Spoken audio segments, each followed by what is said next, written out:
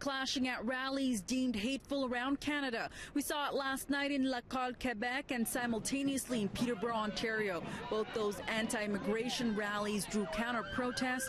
At times, police had to intervene to break the groups up.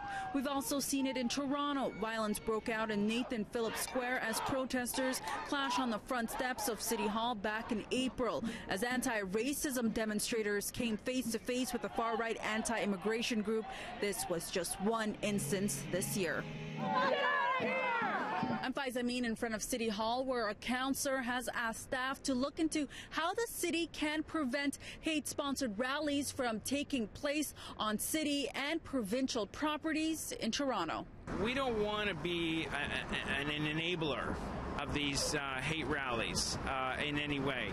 We would prefer that they not be on city property or in city institutions, whether it be our recreation centres, whether it be our libraries, whether it be our civic centres, whether it be our roads. The argument in many of these cases is always, what about freedom of speech? How do you respond to something like that?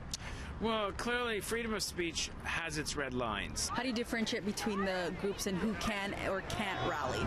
Clearly, the messaging is very important. I think sensible people, reasonable people can tell the difference. If the city stands for something, if diversity really is our strength, then we have to back it up. We have to back it up with the full force of the law.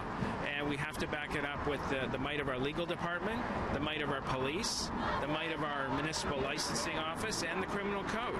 And we may need other levels of government to do it. We may need legislation passed in Ottawa to amend the criminal code to make it easier for us to stop these kinds of hate rallies.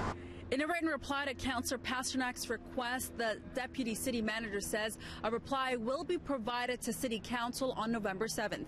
In front of City Hall, I'm Faiza Amin for City News.